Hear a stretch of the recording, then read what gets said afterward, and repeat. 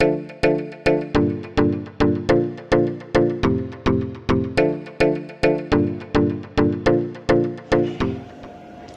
dia a todos, sejam muito bem-vindos ao segundo webinar da DIT Brasil 2019.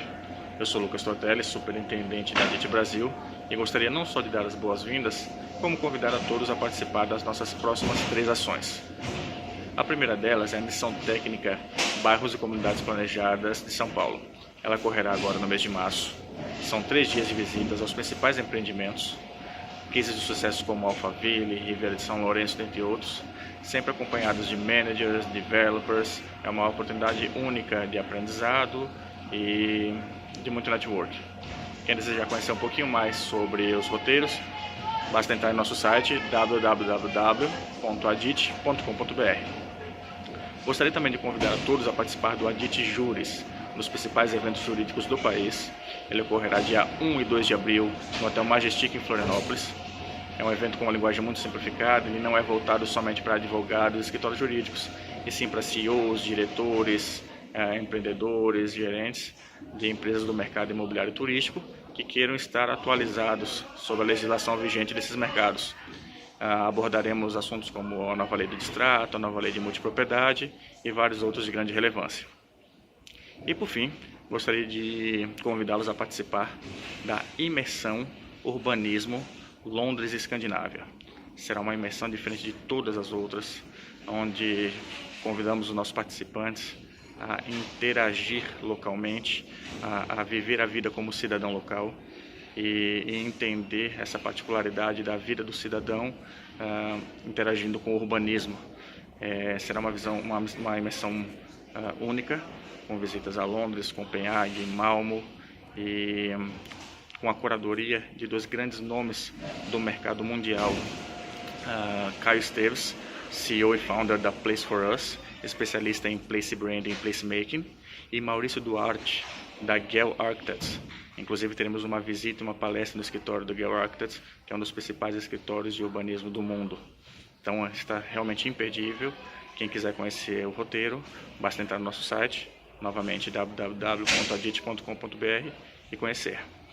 E por fim, gostaria de convidar o nosso facilitador de hoje, nosso presidente da DIT Brasil, diretor do Iloa Resort, diretor do Go Family Férias Inteligentes, Felipe Cavalcante. Ele vai falar um pouquinho sobre o mercado de turismo compartilhado, as diferenças, as complexidades do mercado de multipropriedade e timeshare, principais dicas de alguém que conhece esse mercado como poucos. Então, espero que seja um webinar de muito conteúdo para todos. O webinar de hoje ele tem duração de 1 hora, sendo 45 minutos de conteúdo e 15 minutos para perguntas e respostas. Então, desejo a todos muito bom proveito, muito aprendizado, e Felipe, seja bem-vindo. Um abraço a todos. Olá, bom dia a todos. Vocês estão ouvindo bem?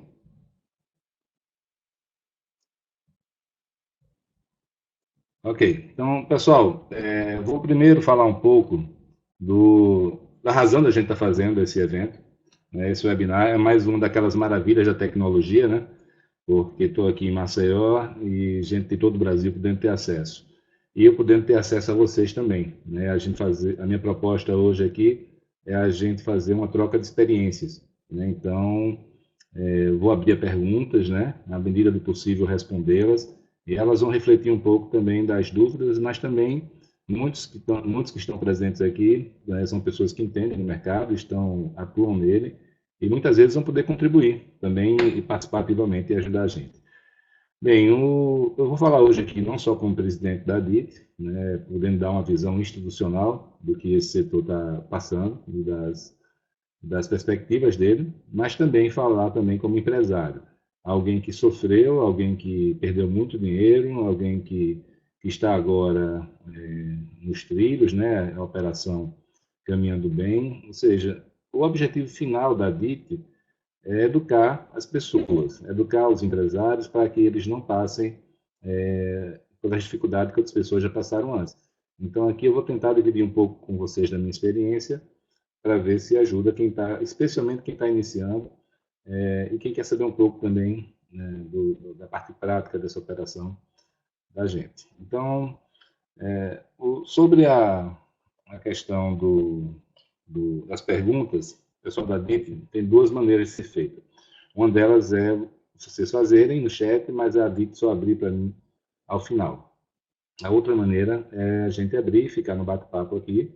Óbvio que eu tenho uma linha de raciocínio, então algumas vezes não vou poder responder na hora, mas eu acho que tudo fica bem mais dinâmico, né? Se a gente considerar que o webinar é um seminário online, em qualquer seminário que a gente vai, a gente fica bem mais dinâmico quando, em vez de só uma parte falar, a gente abre as perguntas o quanto antes para ouvir as dúvidas que efetivamente vocês querem tirar. De qualquer maneira, a minha apresentação, no início, ela vai falar um pouco dos números do setor, tá? Do porquê a gente entende que é um setor que tem muito para crescer no Brasil.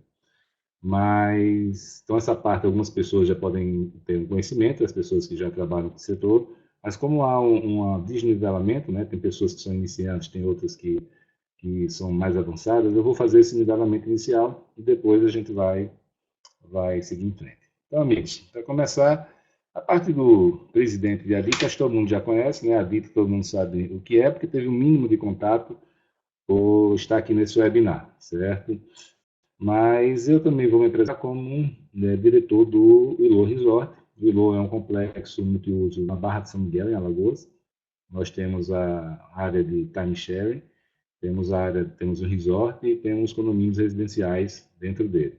Tá? Nossa pretensão é crescer nesse modelo de uso misto. Existe um centro de convenções para 1.500 pessoas que está sendo construído ao lado, né, com recursos do Ministério do Turismo.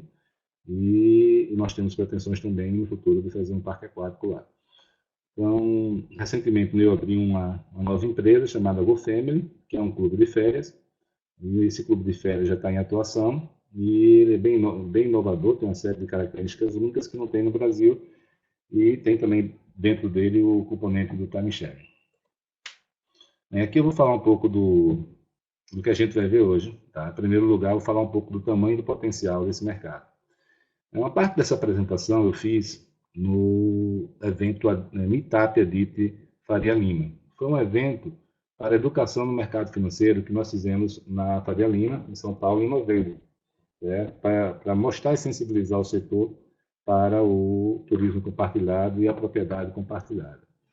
Depois eu vou falar um pouco também da complexidade da multipropriedade. E aqui eu quero deixar claro que, como eu falei, o nosso objetivo é educar o mercado. E eu venho de corporação imobiliária e eu tenho visto muitos amigos meus me perguntando se devem entrar, se não devem entrar. Né? Muitas pessoas vendo a resiliência, né? Não só a resiliência, porque ele foi um setor que cresceu durante a crise, né? Então, e algumas pessoas estão com estoques, com problemas de estoque, precisando viabilizar seus empreendimentos, mas eles não têm noção do que é esse business, né? Do grau de complexidade que ele envolve. Eu acho que é nosso papel institucional alertar para isso e, obviamente, tendo as informações, a pessoa entra. É um setor como outro qualquer que tem suas dificuldades e suas vantagens. Vou falar um pouco para o empreendedor, né, das vantagens, vou falar também por que é bom para o investidor investir nele. Né? E aqui eu começo a parte mais prática, né, de dicas minhas, do que eu aprendi, né, durante esse tempo todo. Vou falar um pouco das principais despesas. Você está começando agora com o seu novo projeto, quais são as principais despesas que você vai ter. Esse segredo que é a geração de casais. Tá? Então, vou falar um pouco dessa questão, que ela é determinante para a viabilização de qualquer empreendimento. E os principais indicadores. Como empresário, você tem que investir e tem que monitorar a viabilidade do negócio com alguns indicadores. Eu vou explicar quais são os que eu utilizo, né, que para mim são importantes. Bem, pessoal, passando agora, aqui foi a pesquisa que nós fizemos com a FGV, tá, ano passado. Agora, em junho, na AditShare, a gente vai fazer a nova pesquisa. Todo ano também o Caio Calfato está nos assistindo aqui também, faz uma pesquisa só de multipropriedade, sobre pipeline de projetos, e aqui o nosso é mais sobre autorização, vendas. Então você vê aí que é um setor que já tem certa pujança, né? 1,8 de venda em 2017, 100 mil programas de férias ou frações imobiliárias vendidas no ano passado, ano retrasado, 4.400 funcionários somente na área de timeshare e multipropriedade, um grande número, sem contar a parte dos funcionários dos projetos hoteleiros envolvidos, né, ou da construção dos empreendimentos. E nós temos hoje praticamente, tínhamos naquela época 200 mil clientes, que é um grande número. Tá? E aqui fica a localização desses projetos no Brasil. No primeiro nós temos Goiás, né, é praticamente o berço desse setor no Brasil, Caldas Novas, aquela região. São Paulo ali encostando forte, né, principalmente interior, ali Olímpia tem vários projetos, mas em várias regiões de São Paulo começam a pipocar os empreendimentos. Santa Catarina, né, foi uma surpresa para mim na época, né, essa quantidade de projetos, e aí você vem, né, do resto do Brasil começando a crescer. O ano de inauguração dos empreendimentos, você vê que a grande maioria foi em 2010, na década de 2010. Isso aqui é um número que eu gosto de mostrar sempre. Tá? O, aqui é a comparação desse setor no Brasil e nos Estados Unidos. Os números do Brasil são da FGV e nos Estados Unidos é da ARDA, Associação de Resorts Americanas. Você vê que o valor bruto vendido no Brasil foi 1,2 bi, enquanto que nos Estados Unidos 9,6 bi de dólares, o que vai ficar aí próximo de 40 bi de reais. Veja que nós temos 195 mil clientes, enquanto eles têm 9 milhões e meio de clientes. Né? Quantidade de empreendimentos, 94 contra 1.570. E assim, o dado para mim que é mais interessante é essa penetração em relação à população. Significa que nós temos 0,09% da população proprietária de programas de férias, enquanto que nos Estados Unidos esse número chega a 2,90%. E aqui eu sempre gosto de dizer o seguinte, eu não tenho nenhuma expectativa que chegue a 2,9 ou a 3 da população, mas o tamanho do mercado é tão grande que se você apenas dobrar o nosso de 0,09% a 0,18%, a gente já está falando de 1,2 bi a mais. Eu sempre brinco que eu quero ficar com a fatia desse 1,2 bi. Tá? Eu acho que todos vocês que estão aqui, de certa maneira, também querem. Então, é um setor que realmente promete muito, tá? E os números estão aí para provar isso. Aqui a gente tem o crescimento do setor nos Estados Unidos, a partir de 1970, mais ou menos. Né? E você vê aqui que em 72, por aí, 74, é onde a gente está. É como se a gente estivesse começando agora. Não tenho dúvida que a curva vai ser bem mais rápida do que os Estados Unidos, a curva de crescimento. Há uma aprendizagem já realizada, mas você mostra aí que o potencial desse negócio. Aqui a quantidade, você vê a quebra que teve em 2008, né? E mais uma vez aqui a quantidade de resorts construídos. Você vê que teve um boom, ao contrário do número de clientes, o número de clientes foi mais ou menos assim crescendo, as vendas foram crescendo meio que linear, teve uma quebra ali em 2008. A parte de resorts, depois de um momento ali, começou na década de 76 e 86, nesses 10 anos foi que houve um grande boom. Não tenho a menor dúvida que deve ter sido uma reação do mercado à demanda e, obviamente, deve ter machucado também, né, porque foi um crescimento de oferta muito maior do que da demanda naquele período. E acredito que no Brasil deve acontecer algo parecido. Aqui são alguns dos principais players que falando que está com falha na transmissão. Né? Eu queria que o pessoal da DIP verificasse e visse, e também quero saber se os outros também estão tendo problema ou se é somente com a pessoa. Quando é somente com a pessoa, pode ser no próprio aparelho da pessoa, tá bom? Bem, aqui nós temos os principais players dos Estados Unidos, na verdade uma pequena lista, né? O principal aqui é que você vê grandes nomes. Qual o grande recado aqui? O time sharing, ele teve uma má repercussão, uma má reputação, década de 80, Estados Unidos, Europa, no próprio Brasil, década de 80 e 90. Teve um momento nos Estados Unidos em que os grandes players entraram, né? E qual foi o grande problema no início lá? Né? Acho que aqui também. Empreendedores imobiliários que precisavam resolver seus problemas na propriedade plena e que tinham pouco compromisso com a operação pós-venda, com a operação do empreendimento, com a entrega da experiência do cliente. Tá? E na hora que você começou a ter a regulação maior, os grandes players entraram. Hoje, você tem um mercado consolidado lá.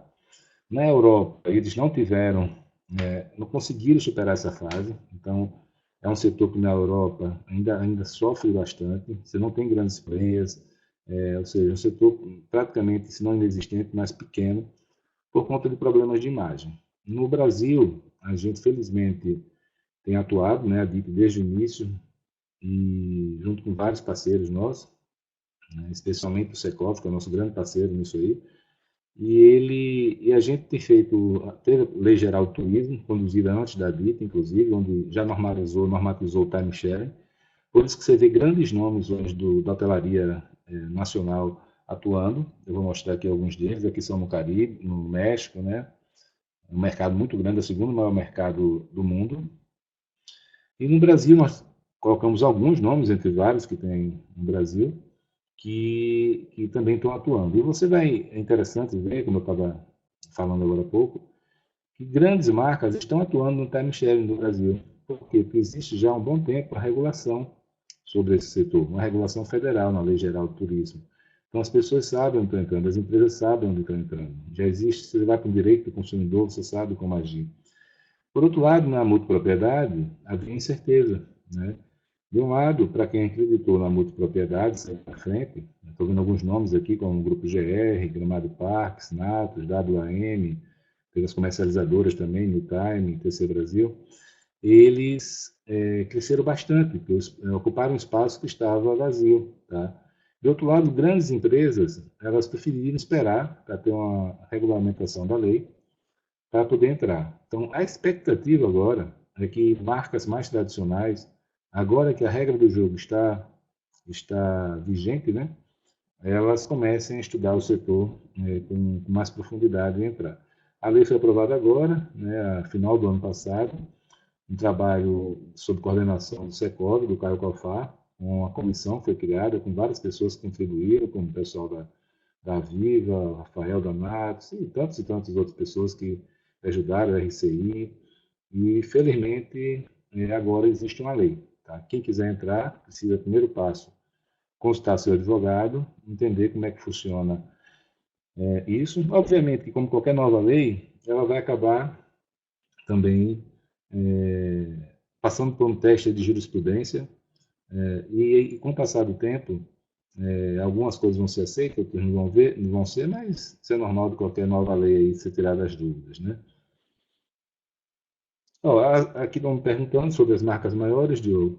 Se for no Brasil, são essas que estão na tela aí, né? No Brasil, de time sharing, Beach Park e a Viva, que é o Rio Quente, Costa do Sauípe. Nós temos Tauá, Inotel, Costão de Santinho, né, GJP. O de Roma é um grupo que não é tão conhecido fora de Goiás, mas deve ter hoje o segundo ou terceiro maior quantidade de vendas de time sharing no Brasil, tá, em torno de 120 milhões. Royal Palm também é uma grande empresa, né? E as demais aqui de multipropriedade que eu já mencionei. Em relação às intercambiadoras, Henrique, temos no Brasil, no mundo existem duas grandes intercambiadoras, a RCI e a Interval. Né? São concorrentes fortes no exterior. Aqui no Brasil, a Interval saiu mais ou menos em 2008 no mercado e voltou alguns anos atrás. Obviamente que isso deixou um espaço aberto e a RCI hoje é um player predominante aqui. Obviamente que a Interval é um concorrente de respeito, mas hoje a maior intercambiadora do Brasil é a RCI. Aqui eu coloquei esse slide, que foi interessante. Em meados desse ano passado, mais ou menos em junho, maio, junho, aconteceu um monte de coisa nesse setor lá fora.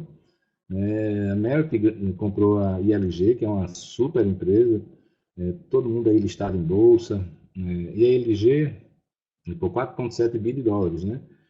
E a Merit hoje é um player gigante, enorme, a Merit Vacations, né, gente? Só para vocês entenderem, né? Que não é a Merit Hotelaria, né? E a Wyndham também, no mesmo sentido, a Wyndham, que é a maior do mundo, né? E ela fez um spin-off na Bolsa de Valores. A Wyndham, ela é dona da RCI, então ela dividiu setores de atuação entre hotelaria e a parte de time sharing, né, multipropriedade, e fez spin-off também, desde junho, que eles estão com a sede em Orlando. Aqui o Diogo está perguntando se as grandes marcas hoteleiras do Brasil vão entrar em breve. E, Diogo, eu acho que tem questão de perfil, né? Eu vejo algumas que tentaram, mas não conseguiram, não tiveram uma boa, não tiveram boa experiência, tem outras que estavam esperando, tem muita gente que, por exemplo, o pessoal de All Inclusive, hoje eu vejo eles, acredito, uns com vocação, outros não, porque estão com excelente ocupação, mas vão entrar sim, Diogo, não tenho dúvida não.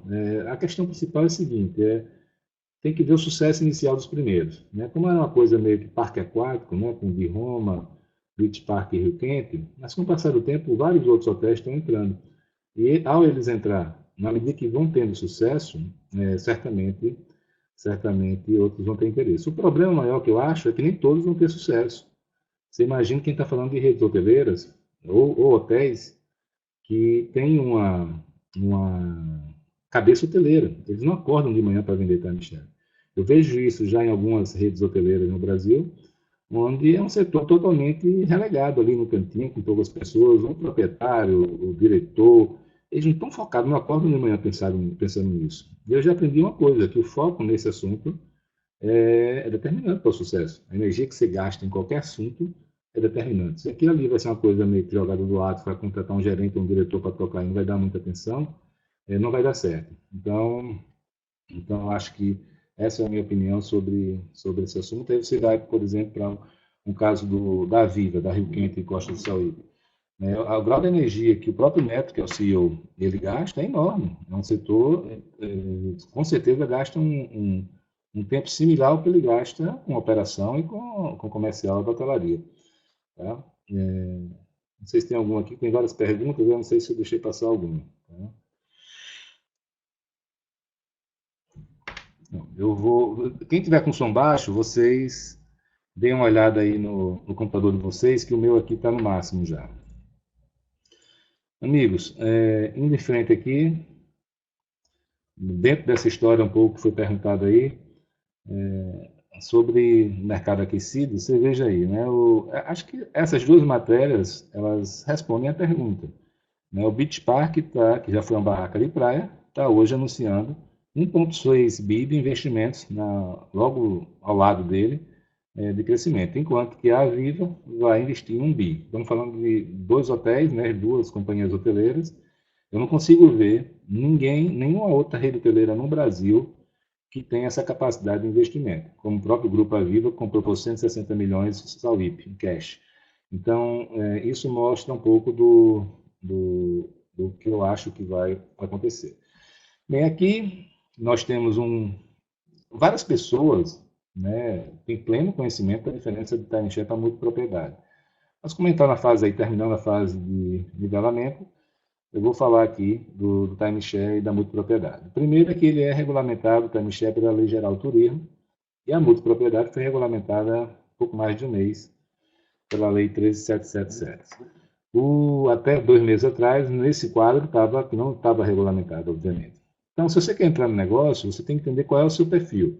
Se você for um hoteleiro, ou queira virar hoteleiro, você tem que caminhar para o timesharing. Se você é um incorporador imobiliário, seu negócio é vender unidades, né, e depois não continuar fazendo a gestão desse empreendimento pronto, seu perfil é multipropriedade. O produto que a gente comercializa no timesharing são diárias hoteleiras, é simples. A gente vende diárias hoteleiras antecipadas. A gente vende X diárias por um preço com desconto para ele pagar na frente. Nas frações imobiliárias, na multipropriedade, o que se vende é a fração do apartamento ou do imóvel. Tá? E aqui eu quero deixar claro também, tem um modelo híbrido aí no meio. Né? A gente tem visto algumas grandes empresas como a Mabu, o próprio Rio Quente, o Odebrecht, como não havia uma regulamentação federal para a multipropriedade, eles começaram a fazer eles chamavam de fractional, mas sobre uma base, né, de time sharing, ou seja, a pessoa não era dona, não tinha escritura, era apenas time sharing de longo prazo. Tá? Isso foi feito algumas vezes, algumas pessoas perguntam se isso funciona, na minha opinião funciona sim. Eu acho que a grande questão aí é a técnica de vendas e a atratividade do produto. Mas eu perguntei aos meus colegas que fizeram esse tipo de operação e não necessariamente, né, deixou de funcionar. As unidades, desculpa, só voltando aqui um pouco, porque na hora que você faz isso, aquela unidade não é passada a propriedade do ativo para outra pessoa, para o cliente. Por isso você pode dar em garantia. Em algum momento no futuro, daqui a 30 anos ou 100, volta para você. Então, assim, o risco de construção, né, no timeshare, a unidade precisa estar construída, não é permitido, por lei, fazer timeshare em unidades que não estejam prontas, enquanto que na multipropriedade ela é ideal para lançamentos, né, pode ser comercializado tranquilamente na planta. O ativo, ele não é vendido ao cliente, enquanto que na multipropriedade ele é vendido ao cliente, e aqui, de maneira geral, no Brasil, nós temos produtos com 3, 5 ou 10 anos no timeshare, enquanto que numa fração do imóvel é adquirido pelo resto da vida da pessoa. E aqui eu vou falar um pouco da complexidade da multipropriedade. Eu vou falar basicamente o seguinte: uma preocupação nossa, de todos nós, inclusive dos incorporadores de multipropriedade, os maiores do Brasil, é esse oba-oba. As pessoas veem os grandes números, né, e dizem que pô, tem que estar dentro disso. Mas isso é um negócio diferente, né, gente? Esse aqui é um negócio que a pessoa tem que ter as habilidades e a experiência do incorporador, tem que ter as habilidades e experiências de um construtor, que são coisas distintas, tem que ter as habilidades e experiências das técnicas de venda de time sharing, tem que ter as habilidades e experiências do administrador hoteleiro e as habilidades e experiências do administrador condominial. Então, se você quiser entrar nesse negócio, você precisa estar disposto a enfrentar tudo isso aqui e também a saber, não adianta só estar disposto, né? Então, esse aqui é um recado que eu gostaria de dar para vocês. É um setor que, obviamente, tem vantagens, né? Na hora, especialmente, que você está na economia compartilhada e que você vende para um ticket mais baixo, que tem uma técnica de vendas bacana, é um setor que realmente tem, para quem sabe fazer, tem dado efeito. Bem, highlights aqui para o empreendedor, vantagens. Em primeiro lugar, as pessoas realçam um pouco isso. É a técnica de vendas eficiente. Tá? Acho que para mim, sinceramente, é o que mais me agrada. Porque eu venho de incorporação imobiliária e eu fazia uma campanha milionária. E nessa campanha milionária eu botava um stand de vendas de 1 milhão, botava shopping center e o corretor ficava lá o dia todo com seu laptop aberto, sem nem olhar para quem está passando. Eu acho que todo mundo que já fez uma campanha sabe de como é frustrante isso, né? De haver só tirar pedido, de a gente ter que fazer um baita campanha de marketing para levar as pessoas até o seu stand de vendas. No time sharing, quando eu falo time sharing, a multipropriedade, que é a mesma técnica, isso não funciona assim. A gente é ativo, nós vamos atrás dos clientes em restaurantes, bares, praias, hotéis, em todo lugar, e trazemos a pessoa no mesmo dia, e ele tem que tomar a decisão no mesmo dia. A outra questão é a carteira de recebíveis, né? Obviamente, você forma a carteira de recebíveis, isso aqui, especialmente para quem é hoteleiro, é interessante, porque incorporador já tem isso no DNA do seu negócio. Mas a hotelaria não tem carteira de recebíveis para fazer operações financeiras de antecipação. Então, aqui passa a ser um belo mecanismo, não só de geração da carteira, mas da antecipação dela para quem é hoteleiro. O acesso, né, ao meio da pirâmide, e quem tem um apartamento, aquela história, né? Eu tenho empreendimento aqui no próprio Lua, onde um apartamento, vamos dizer, 400 mil reais. Não faz muito sentido para o cara comprar aquilo e usar poucas vezes. E, ao mesmo tempo, a pessoa pensa muito antes, né? Porque é um comprometimento grande. E nem todo mundo, né, tem condições de comprar uma segunda residência nesse valor. Enquanto que na multipropriedade no PMX, você paga prestações mensais de R$ 300, de 500, 900. Então, assim, realmente, esse talvez seja o grande sucesso da multipropriedade, né? A pessoa dá o sonho da segunda residência, e só voltando um pouco aqui, na verdade, todo ser humano tem necessidade de fugir da rotina, né? Uma casa de praia e hotelaria, na minha opinião, não tendem a acabar tão cedo, porque a pessoa precisa sair da rotina sua, do seu estresse, etc. E com essa questão aqui a gente consegue dar acesso a esse pessoal. A própria ampliação da base de clientes, especialmente para quem é hoteleiro aqui, antecipação de fluxo de caixa, que eu já mencionei, e aumento da rentabilidade e taxa de retorno para operações hoteleiras. A fidelização de clientes, isso é fantástico, né? Você tem ideia hoje, eu acredito que num mês como fevereiro, talvez 25%, quase 30% da minha ocupação vai ser com meus clientes de vacation. E redução da sazonalidade, tá? Muita gente usa durante a semana. E aumento de taxa de ocupação, tudo está interligado. Eu vou dar uma olhada aqui nas perguntas, tem muitas perguntas, eu estava falando, não consegui ver. Vou dar uma... Estão perguntando aqui sobre a Libra, sobre parques aquáticos em empreendimentos. Faz todo sentido. Eu acho que são grandes geradores de casais, de fluxo, e timeshare multipropriedade significa fluxo. Fora a sinergia que é feita entre hotelaria, entre empreendimento imobiliário e parques aquáticos. Então, não é uma coisa fácil, não vá por aí fazendo parque aquático, porque é uma coisa complicada, como qualquer negócio né? Como timeshare como hotelaria, como incorporação como multipropriedade. Se você não tem as habilidades para isso, a chance de você quebrar a cara é muito grande, né? Então, eu acho que faz sentido sim, mas não saiam correndo fazendo isso. Eu estudei bastante. A questão da imagem negativa da abordagem de vendas é um desafio. Para mim, hoje é o maior desafio que tem no setor, porque é uma realidade.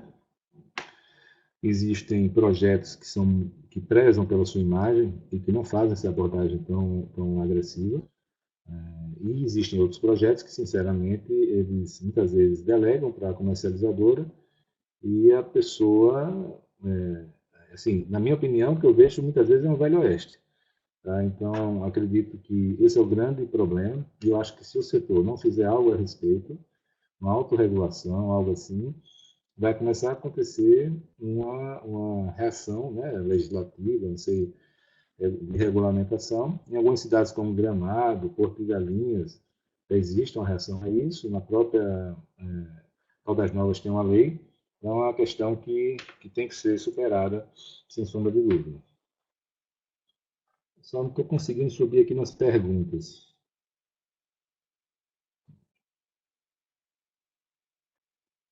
Só um momento. Estou olhando aqui as perguntas.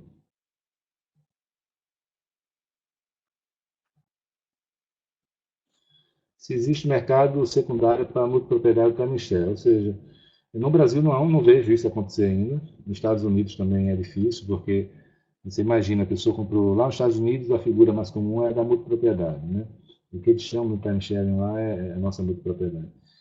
Então, depois de X anos, a pessoa, para não ter que estar pagando condomínio, etc., muitas vezes ela oferece por R$ 1 $1 a sua cota somente para não ter que pagar aquilo mais. Entendeu? Então, assim, ao contrário, lá existe um pouco de mercado secundário nos Estados Unidos, empresas especializadas, mas até pelo mecanismo, né, de venda, né, pela venda de alto impacto, eu não vejo isso com tanta facilidade. Sobre a securitização, tem várias empresas, as empresas que mais atuam hoje no Brasil é a Fortsec. Fortsec é quem realmente é a líder nacional em securitização nesse setor. Tem outras empresas do grupo, como a Habitat, Hectare, que também fazem isso. Enquanto isso, outros, a XP já fez alguma operação, não me lembro se foi em parceria com a Fortsec, e poucos outros players estão atuando nisso com força. Mas vários deles já estão começando a se conscientizar.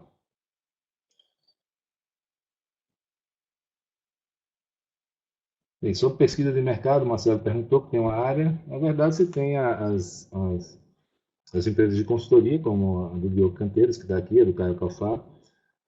Você tem que desenhar o projeto como um todo, né? E depois você tem que ter um estudo de viabilidade feito por alguma empresa para fazer a estudo de viabilidade do projeto em si, de propriedade ou do time share. Eu recentemente vi uma pessoa que está tendo muita dificuldade no seu projeto, muita, e assim, não se enganem, não são poucos que estão tendo muitas dificuldades. E quando a gente perguntou, e aí, cadê seu estudo de viabilidade? Ele falou, não tem, ninguém fez para mim. Então, assim, não sabe quanto tem que vender por mês, não sabe quantos casais tem que colocar na sala, uma série de questões que não foram feitas. Na BIP tem várias empresas que são associadas e que fazem esse serviço. Sobre vendas online, na verdade, a maioria dos players no Brasil e no mundo não acreditam em vendas online para esse setor. É um setor que tem um DNA de vendas de alto impacto e não acreditam muito que é isso. Por outro lado, vários empresários estão começando a olhar isso aí, não como foco principal, mas como uma forma de não ficar de fora, né, desse boom aí tecnológico. E a gente, o que chama a atenção a gente é que é o funil. Né? Na hora que você coloca uma, isso aí online, você aumenta o funil de vendas, né? A geração de leads enormemente. Então, então, estou vendo aqui umas mensagens que estão aparecendo. Então, assim, eu acho que é um setor que está nascendo. Tem algumas pessoas ligadas ali que estão, os associados que já estão com projetos de implantação de vendas online, mas vai ser sempre, na minha opinião, algo marginal, né? Pelo menos nesse primeiro momento. Sobre empreendimento com corretores vender, não vai vender nunca, tá?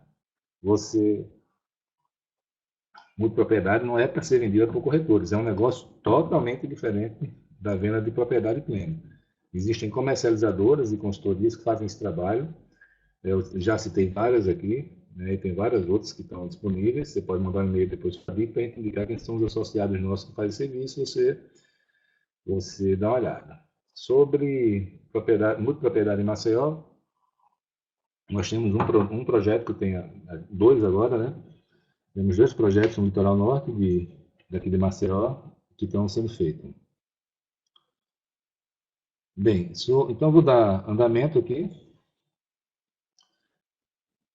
Ah, sim, tem um cross-selling aqui que eu não falei anteriormente, né? O cross-selling é você tem um cliente fidelizado e ele vem se hospedar no seu hotel, você vende também alimentação, você vende passeios, você vende avião, uma série de vendas. E aqui eu vou falar um pouco sobre o investidor. Né? O investidor, o que eu tenho percebido? Tem muito de que está na moda, né? E hoje a economia compartilhada está na moda. Então, quando você fala para um investidor que você está no mercado de propriedade compartilhada, turismo compartilhado, hotelaria compartilhada, os olhos deles brilham. Então, esse tem sido um grande argumento para a atração do investidor, porque faz sentido. Né? No caso do time sharing, especialmente, a tendência é muito grande da pessoa, cada vez mais, os millennials e as pessoas de maneira geral, a ter acesso, né, e não a propriedade do imóvel. Então, isso encanta muito os empreendedores. A carteira de recebíveis, né, é algo que eles estão acostumados a lidar, fazer CRI, né, junto no mercado imobiliário, em vários outros setores, é algo que eles entendem. É importante entender que a gente está falando de um setor com track record, tamanho e potencial gigantes. Né? Se você pega, tem há décadas empresas listadas na Bolsa nos Estados Unidos, ele consegue pegar o histórico disso, tem pesquisas nos Estados Unidos e no mundo sobre isso. No Brasil, a gente já tem a nossa primeira pesquisa.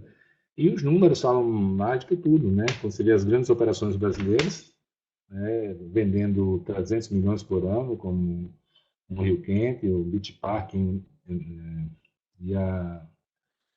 o de Roma vendendo mais de 100 milhões, né? Outros como o Enotel vendendo também mais de 60 milhões, então isso chama muita atenção. A regulamentação, no caso do time sharing, é asset light, é algo que eles gostam muito, né? Que é você não ter o ativo ele consome muito recurso, né? Então, quando você está falando de algo asset light, realmente eles enchem os olhos.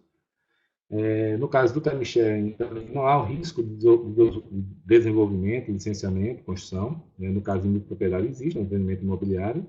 Né? E no caso do time sharing, mais uma vez, nós temos uma atividade que é fortemente escalável. O que isso quer dizer?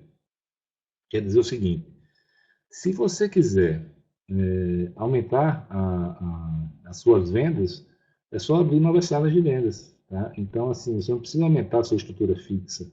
Então, você rapidamente pode aumentar, se você quiser abrir 5 salas de vendas, 3 salas de vendas, você consegue aumentar quase que proporcionalmente a sua receita.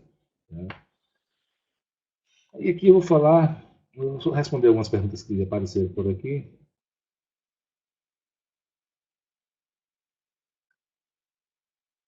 Falando sobre revenda, não existe revenda. Como eu falei aqui, no Brasil não existe esse mercado. Existe nos Estados Unidos, mas mesmo assim, como eu falei, quase que mais negativo. Assim, né? As pessoas tendem a não fazer, até botar sua unidade por $1, etc.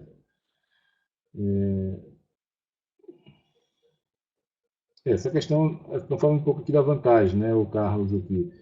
Associar a capacidade de vendas no resort, a EB, e outros dados que a despesa de hospedagem já estará paga. Na verdade, esse é o grande gancho. Então, você imagine que a gente vende, a pessoa paga durante 3 anos sua prestação, que cabe no seu bolso. Em vários casos, né, de pessoas que, sua secretária, o cara do Uber, né, o cara do Uber não está trabalhando em tese, não é um bico. Eles têm empreendimentos no interior de São Paulo, ou seja, eles compram, que cabe no bolso dele. Mas, principalmente, na hora que ele perder o emprego, na hora que ele está querendo fazer uma viagem, está apertado de grana, ele vai conseguir proporcionar para sua família férias sem precisar pagar mais nada por isso. Né? Alguns projetos você tem que pagar uma taxa de manutenção, tem sim que pagar. No meu projeto a gente já não cobra mais taxa de manutenção, a gente está muito focado na experiência do consumidor. E a gente não acha que seja bom a gente pagar, o cara pagar ainda cada vez que for usar, pagar 400, 500, 700, R$ 900. Acho que esse para mim era um grande gargalo do nosso projeto e a gente resolveu abolir. O Marcelo está perguntando se existem empresas ou profissionais especializados na venda de propriedade timeshare. Existem várias. Sugiro, Marcelo e os demais, que mandem e-mail para a DIT para a gente responder com os contatos das empresas que são especializadas nisso.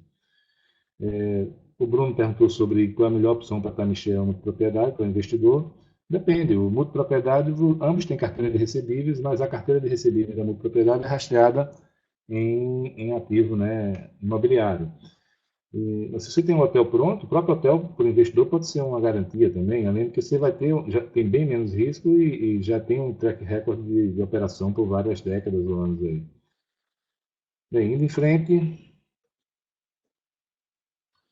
as dicas, né? Exatamente falando de consultoria e comercializadora. A primeira questão é a seguinte: existem algumas empresas que são consultorias, onde você, o modelo de negócio, normalmente é você pagar um FII mensal e você paga uma comissão sobre as vendas. Tá? Essa empresa geralmente não assume responsabilidade, toda a folha de pagamento fica com o empreendedor.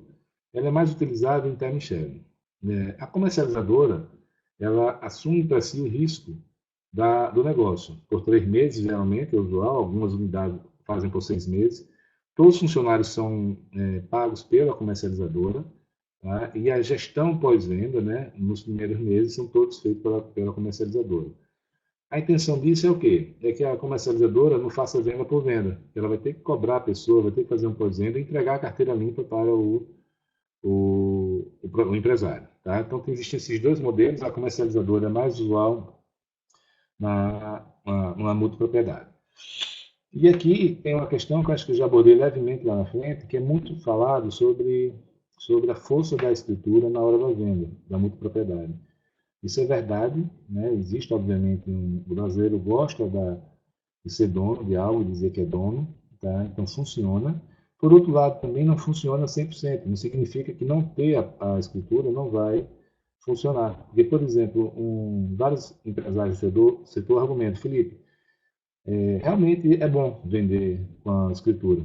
Por outro lado, quando você vende para uma multipropriedade e você geralmente está construindo um empreendimento. Vai demorar mais pelo menos 4 anos para esse empreendimento ficar pronto. E durante esse tempo há muita desistência, que a pessoa quer usar o apartamento, está pagando 1 ano, 2 anos, 3 anos e não consegue utilizar. Enquanto que no timeshare, ele assim que compra, ele pode usar. Então isso é meio que contrabalança. E por isso que algumas empresas também fizeram o modelo misto. Aqui eu fico muito feliz de dizer que eu estou muito tranquilo hoje, né? Ficando muito mais tranquilo com a situação da multipropriedade no Brasil. 4, 5 anos atrás, quando começaram as grandes operações, e a gente tinha grandes empreendimentos com 1.000 quartos, 500 quartos, 10.000 pessoas, né, cotas, e essas pessoas não tinham a menor noção de como fazer isso, nunca tinham feito isso nessa escala. Me procuravam perguntando quem iria administrar o empreendimento deles depois de pronto. E fora que o funding necessário para fazer empreendimentos de terceiramento tudo é muito grande, né? E a maioria das empresas não tinha esse background aí. Então, hoje, os maiores empreendimentos, os maiores empreendedores já entregaram seus empreendimentos, né? Não só entregaram, como se estruturaram para ser administradores condominiais, hoteleiros, e estão entregando experiência para os clientes. Eu sinto como maior exemplo, né, Olímpia, onde eu visitei recentemente lá os 3 empreendimentos que foram entregues, inclusive com parque aquático, e eu estava na dúvida se a Olímpia ia ficar mais para Caldas Novas ou mais para Gramado. Eu tenho hoje uma forte convicção que, pela qualidade dos empresários que estão lá, ela vai ficar mais para Gramado do que para Caldas Novas, né? E própria Gramado, que já recentemente o Grupo GR entregou, né, um empreendimento, e já com a nova roupagem, onde a Wyndham, que é a maior rede hoteleira do mundo, ela assumiu a gestão do empreendimento. Então foi a primeira vez que uma rede hoteleira realmente de porte assumiu a gestão do empreendimento em multipropriedade. Isso é uma grande sinalização para a gente.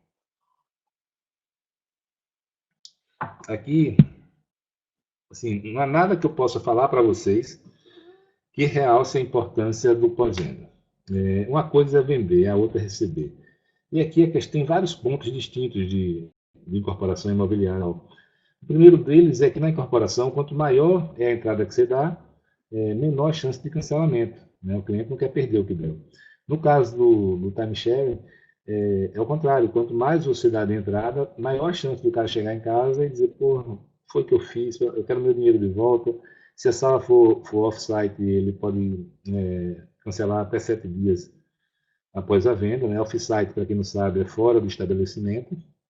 Então, assim, realmente são características que fazem com que a pós-venda tenha uma importância muito maior que o setor imobiliário. Você ter ideia, no meu projeto hoje eu tenho 10 pessoas só cuidando de pós-venda, né? A gente tem que fazer, não pode se comunicar com o cliente somente quando vai cobrar.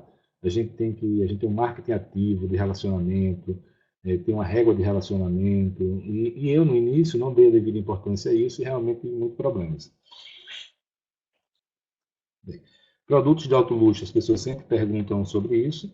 Eu confesso que eu não acredito muito, né? Existe um ou outro produto sendo desenvolvido, mas eu não vejo, eu vejo ele tem um fit muito bom com a classe média brasileira, mas com alto padrão não.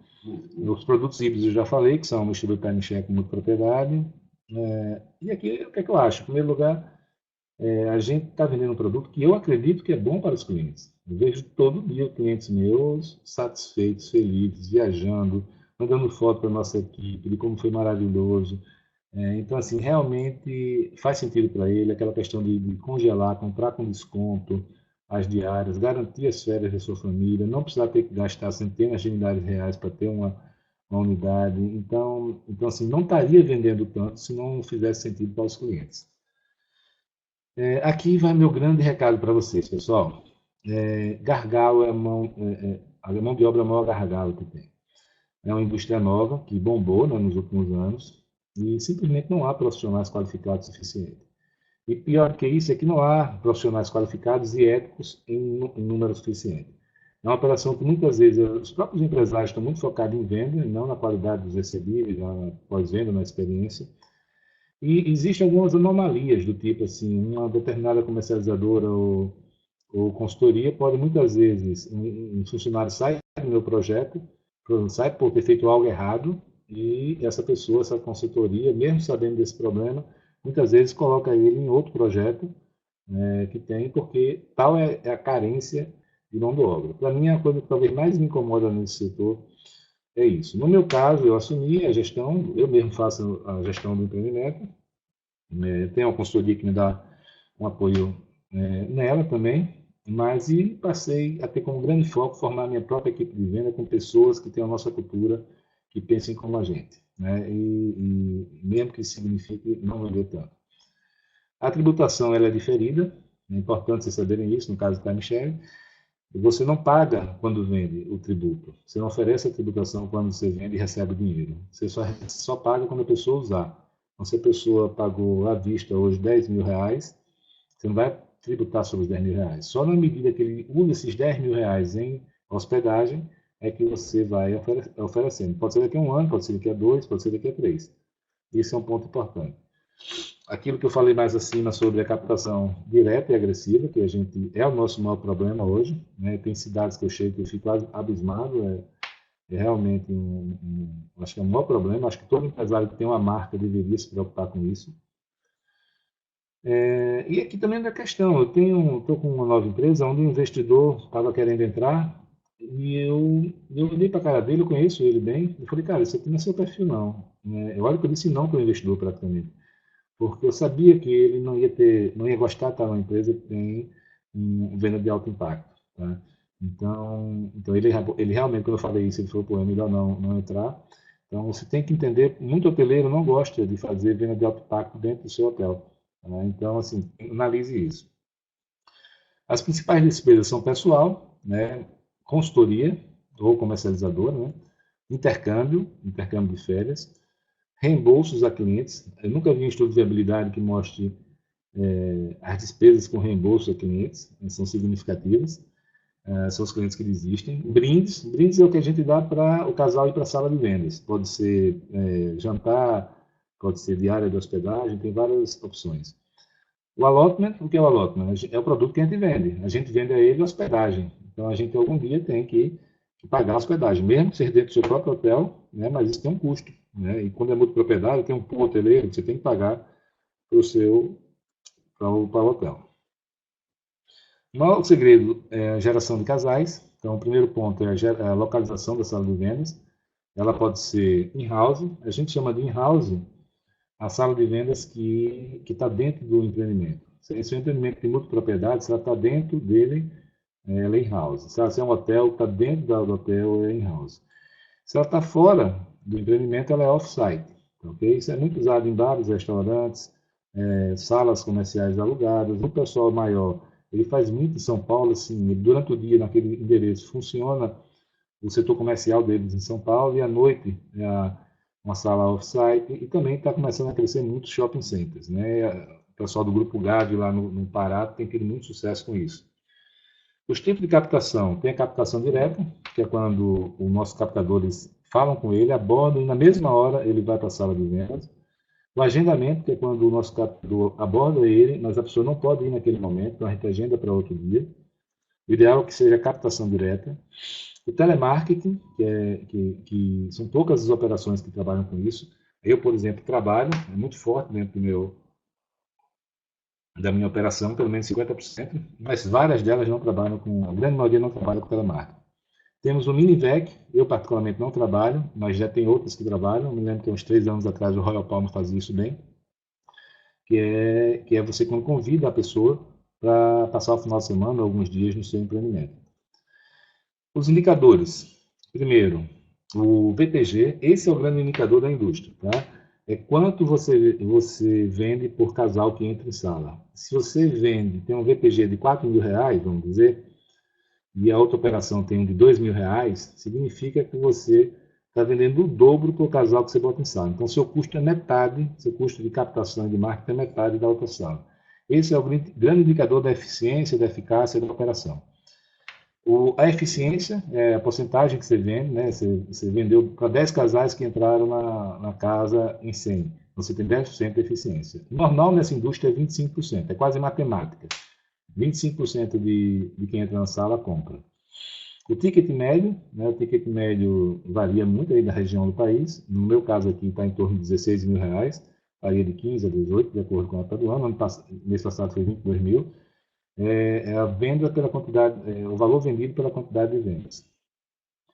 Bem, pessoal, isso aí é o que eu tinha para dizer. Agora eu vou responder um pouco das perguntas. Aí eu queria até que o pessoal da DIC me dissesse se ainda temos tempo ou não.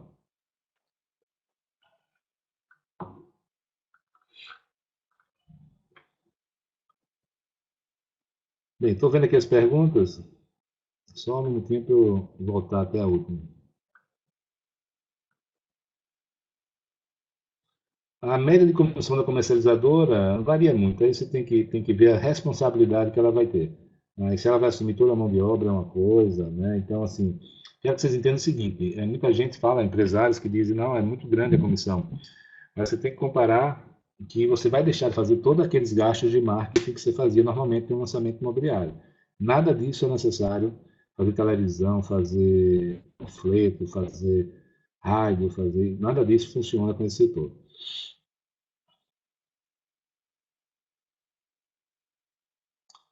Sobre o mercado de revenda no Brasil, na verdade, o mercado de venda, até poucos anos atrás, não havia, quanto mais o de revenda. No caso de multipropriedade, os primeiros empreendimentos estão sendo entregues agora, faz um ano, vamos dizer. E no caso do time sharing, também não, é um mercado muito novo, tá? Então, é por isso, por um lado, e por outro lado é que realmente precisa ter uma estruturação para revenda, empresas que façam isso, sites, que ainda não tem. Nos Estados Unidos tem alguns, e mais importante que tudo isso, a pessoa tem que entender se há uma demanda, porque assim, a gente faz toda uma estruturação de venda de alto impacto, então a revenda, se ela for passiva, né, dificilmente ela vai conseguir gerar lead suficiente para rodar o negócio. Isso está falando aqui de experiência, né, e acesso, que eu chamei de acesso, né, a gente tem que ter cuidado somente com excessos, né, vamos dizer assim. Nem todo mundo vai querer só ter acesso, muita gente vai continuar querendo ter propriedade, né, então assim, tem de tudo, só não vamos cair nos modismos para achar que só vai ter acesso, só vai ter propriedade, vai ter mercado para tudo, né.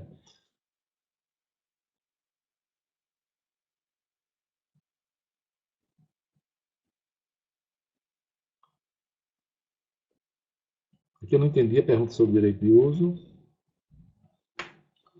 Sobre hotelaria de negócio, eu já tenho experiência, né, um amigo nosso está fazendo em São Paulo, Fortaleza. O resultado não é nem de longe perto como hotelaria de lazer, tá?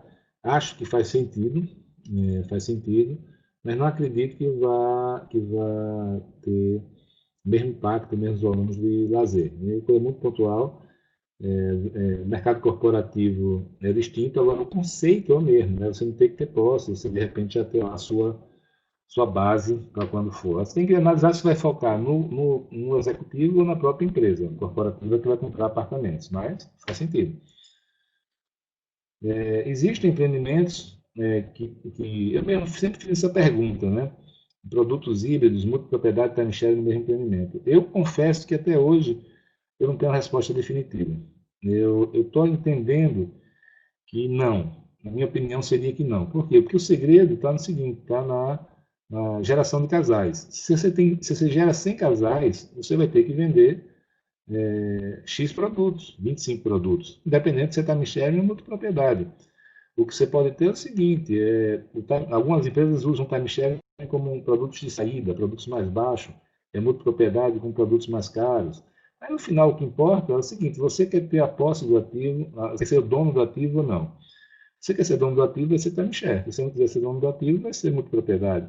Então, eu particularmente tenho a tendência de não acreditar nos dois convivendo juntos.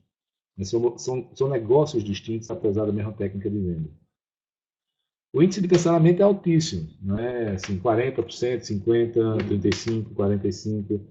Então, as pessoas, eu mesmo, quando entrei nesse negócio, as pessoas diziam para mim que era 10%. E não é altíssimo. É uma venda de alto impacto e é uma venda que não é prioridade. Então, nessa crise toda, teve um cancelamento alto. Então, assim, eu tenho notícia, é que eu tenho notícia, praticamente, assim, todos os que eu conheço que têm intimidade comigo, donos de multipropriedade, de empreendimentos de multipropriedade, todos falaram que tiveram que vender duas vezes seu empreendimento.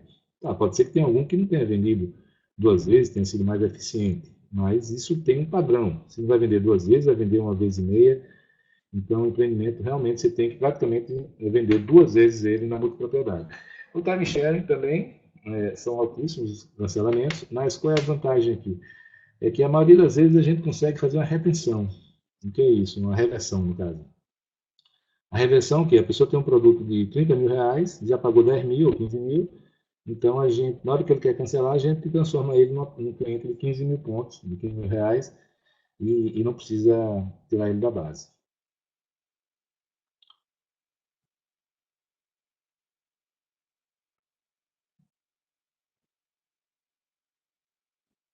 Na verdade, o modelo híbrido que eu falo é quando algumas empresas que estavam ainda com receio da falta de legislação de multipropriedade, elas usaram a base legal do time sharing para vender empreendimento, chamando ele de fractional, né, empreendimento fracionado. Mas legalmente não era, ele estava vendendo o direito de uso, não a propriedade.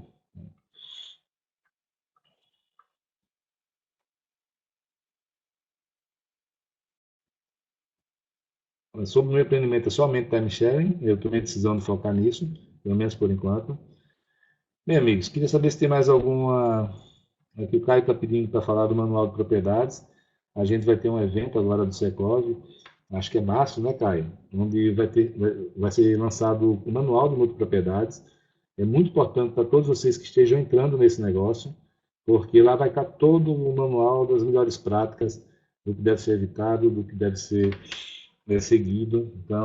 Então, realmente, acho que vai ser um grande momento, do mesmo jeito que o Secov com o Caio, o Diogo, a turma toda, prestou um grande serviço quando fez o manual do Condotel, né?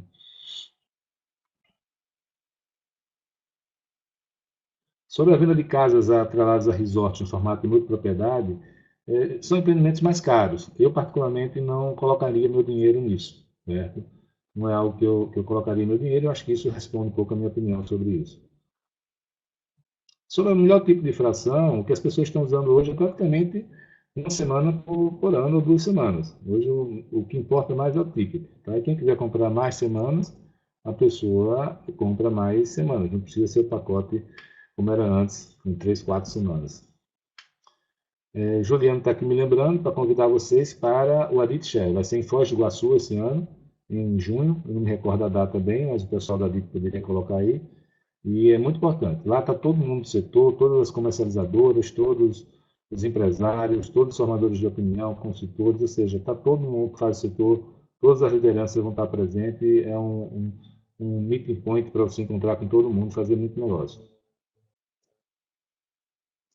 Concordo aqui com o Carlos quando ele fala que não vende para quem tem muito dinheiro, né? Quem tem muito dinheiro, efetivamente, na minha experiência, não, acaba não comprando. A gente chama de overqualificado, não é overqualified. A gente vê pessoas muito ricas, já tem uma casa, duas, três, e o cara não compra, não funciona.